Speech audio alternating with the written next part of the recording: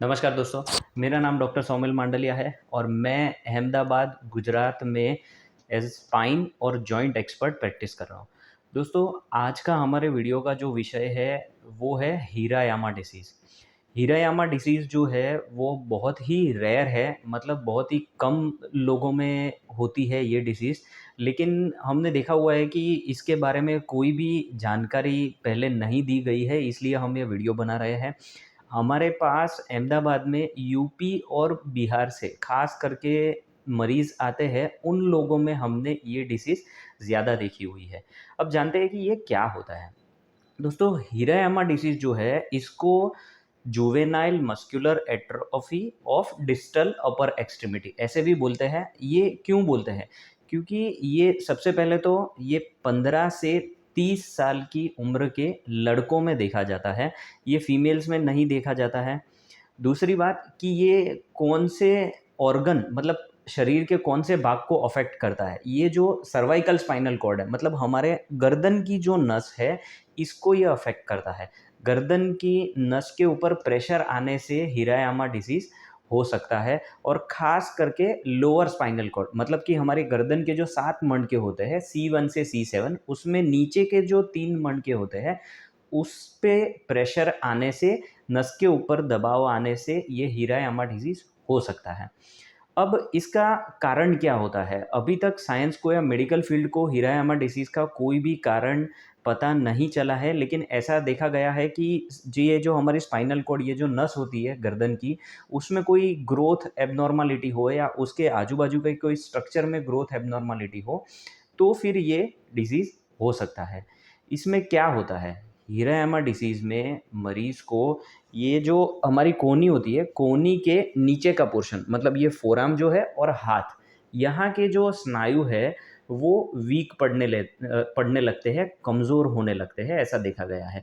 इसमें क्या होता है कि कई बार मरीज़ को ऐसा लगता है कि हाथ दूसरे हाथ की कंपैरिज़न में एकदम कमज़ोर है। बहुत सालों पे ऐसा देखने मिलता है 2-3 साल के बाद कि हाथ एकदम पतला हो गया है, दूसरे हाथ की कंपैरिज़न में हाथ पतला लगता है। कई बार मरीज़ को ऐसा लगता है कि उँगलियाँ ऐसी हो गई है, इसे क्लॉ हैंड बोलते हैं। कई मरीज़ में ऐसी डिफ़ॉर्मिटी भी हो जाती है। सबसे कॉमन जो सिम्पटम है, वो है कि हाथ की फाइन मूवमेंट्स डिस्टर्ब हो जाती है। मतलब कि मरीज़ को ऐसा होता है कि शर्ट के बटन बाँधने में जैसे दिक्कत होती है या फिर सिग्नेचर चेंज हो जाती है, किसी की लिखावट चेंज हो जाती है। तो ये सब जो सिम्पटम हैं, वो हीरायामा डिसीज़ में हमने देखे हुए हैं। अब इसको डायग्नोस कैसे करते हैं?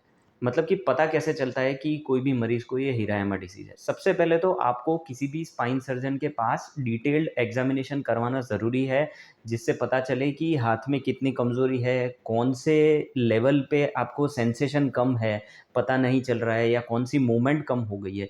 ये सब देखने के लिए स्पाइन सर्जन को मिलना ज़रूरी है। दूसरा हम एक्स-रे कराते हैं जिससे ग्रॉस एब्नॉर्मैलिटी कोई रीढ़ की हड्डी एक-दूसरे के ऊपर खिसक रही हो ऐसा कुछ है तो भी पता चलता है। साथ ही साथ में हमें एडवांस इन्वेस्टिगेशन मतलब कि एमआरआई और सीटी स्कैन कराना ज़रूरी है। एमआरआई ख़ास करके हमें गर्दन का फ्लेक्शन और एक्सटेंशन मतलब कि गर्दन हमें ऐसे आगे झुक के और ऊपर देख के 2 एमआरआई कराने ज़रूरी है। क्योंकि हीरायामा डिसीज़ में हमने देखा हुआ है कि जब भी मरीज़ ऐसे आगे की तरफ देखता है, तो नस के ऊपर प्रेशर आता है और ये सब सिम्पटम्स आने शुरू हो जाते हैं। नस पे दबाव आने से हाथ में कमज़ोरी आनी शुरू हो जाती है। इसलिए ऐसे और ऐसे एमआरआई कराना ज़रूरी है कि जिससे हम प्रॉपर डायग्नोसिस कर सकें। और लास्ट में ईएमजी एनसीवी मतलब कि नर्व कंडक्शन स्टडीज़ नस का एक स्पेसिफिक टेस्ट होता है, वो करना ज़रूरी है कि जिससे पता चले कि कौन-सी नस मतलब कि ये C3, C4, C5, C6 ये जो भी नस होती है, कौन-सी नस के ऊपर दबाव है कि जिसके कारण ये हाथ में दिक्कत हो रही है।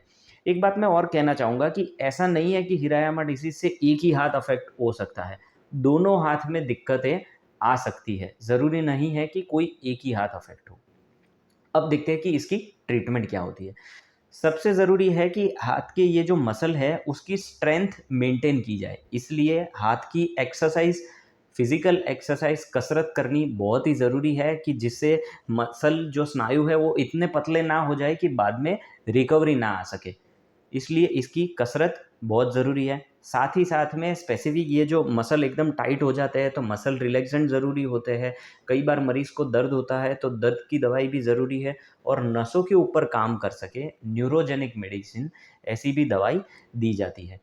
इसके साथ में जब भी ऐसा लगता है एमआरआई में कि मरीज़ को ऐसे आगे झुकने से नस के ऊपर दबाव आता है, तो हम सर्वाइकल कॉलर भी देते हैं कि जिसके कारण हम ये मूवमेंट प्रिवेंट कर सकें। तो ये सब ट्रीटमेंट है जिससे एटलीस्ट 50-60% जितने लोगों में अच्छा खासा रिज़ल्ट मिल सकता है।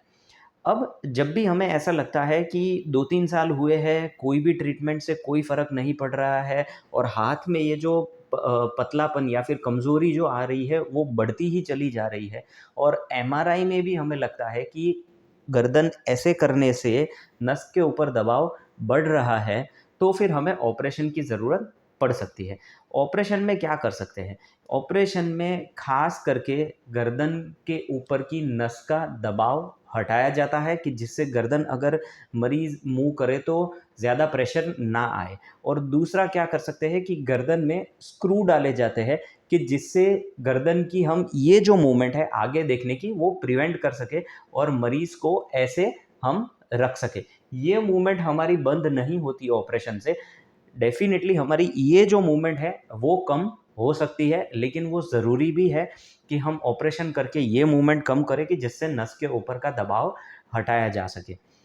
ऐसा नहीं है कि हर मरीज़ में हम ऑपरेशन की तरफ ही देखने के लिए जाएँ। जिस भी मरीज़ में ये कन्फर्म होता है कि ये मूवमेंट से मरीज़ को नस के ऊपर प्रेशर आ रहा है, तो फिर हमें ऑपरेशन करके हमें ऐसे मूवमेंट बंद करने की ज़रूरत पड़ सकती है। और इसके रिज़ल्ट हमें 6 महीने, 1 साल पे पता चलते हैं कि नस के ऊपर का दबाव हट गया है, एक्सरसाइज़ स्टार्ट की है, तो दोनों हाथों में ग्रिप बराबर आ रही है, दो हाथ की स्ट्रेंथ भी बढ़ रही है, और जो दर्द, जो टाइटनेस थी, वो भी कम हो रही है। तो दोस्तों, ये जानकारी थी हीरायामा डिसीज़ की। अगर आपको स्पाइन से रिलेटेड और कोई भी दिक्कत है, तो आप नीचे दिए गए नंबर पर हमें आपके रिपोर्ट्स भेज सकते हैं या फिर कॉल करके अपॉइंटमेंट ले सकते हैं। धन्यवाद।